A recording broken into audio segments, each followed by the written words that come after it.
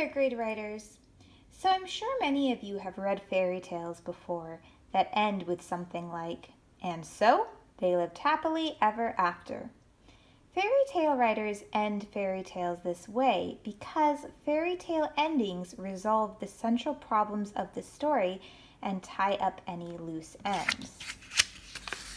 So today you're going to draft a fairy tale ending that resolves the central conflict or problem in your story and wraps up any loose ends, leaving your reader feeling satisfied.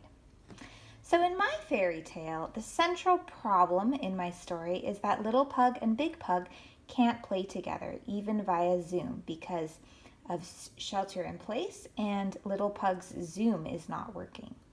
At the climax of my story, the 6-foot monster has appeared and is ensuring that Little Pug and Big Pug stay apart. And the 6-foot monster has just cast Big Pug away, and Little Pug does not know where to find Big Pug. I'm going to read you the ending of my story and show you how I resolve the central conflict and wrap up all loose ends in my story.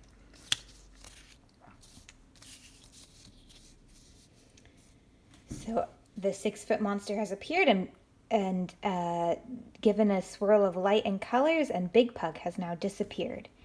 Now Little Pug was truly terrified. Where could Big Pug be? Her instincts told her that he was safe and sound. Perhaps the 6-foot monster just sent him home, she thought to herself. After gathering her courage, Little Pug continued her walk to Big Pug's house, glancing over her shoulder every so often to make sure she was safe. When she arrived, what a sight to see! There was a giant force field surrounding Big Pug's house. Little Pug, you will see your friend once more via Zoom as long as you vow to wear this 6-foot force field hat whenever you go outside, roared the 6-foot monster. The hat was pink with giant antennas circling 6 feet in every direction. It looked very silly. So, if I agree to wear this hat, you will fix my Zoom and Big Pug and I will play once again? Little Pug asked cautiously. Yes, this I vow to you, the monster replied. Little Pug reluctantly picked up the hat and slowly placed it on her head. As she did so, the whirl of lights and color descended, and Little Pug was transported back to her desk at home. Her computer screen lit up, and with a ping from Zoom meeting, Big Pug appeared. Big Pug, I'm so happy to see that you're safe and sound. Now we can finally play, cried Little Pug Peralta Hood. And so Little Pug and Big Pug grabbed their balls and chew toys and played together on Zoom for hours and hours. Thank goodness for the 6-foot monster, exclaimed Little Pug as she chased her stuffed taco. And Little Pug Peralta Hood and Big Pug Peralta lived happily and safely ever after. So as you can see, for my ending, I thought about the central conflict in my story, which is that Zoom was broken and the pugs couldn't play together. And I thought, how can I resolve that problem?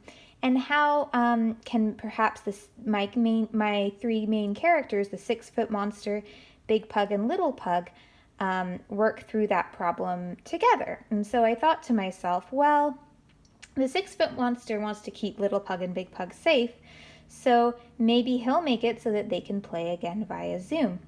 And so with that, I thought about how the 6-foot monster would cast Little Pug back to her house, and then Zoom would finally work, and Little Pug would have a new method to stay safe outside, which is wearing her force field hat.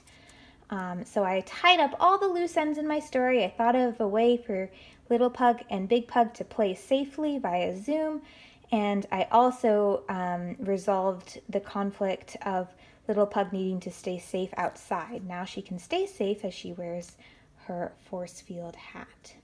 So as you can see, I wrapped up all the loose ends in my story, and I left my reader feeling satisfied and knowing that Little Pug and Big Pug lived happily ever after.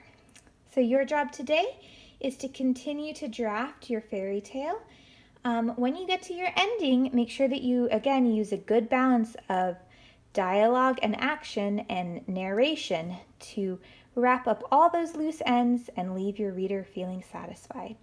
I can't wait to read your endings. Have a great writing time. See you soon.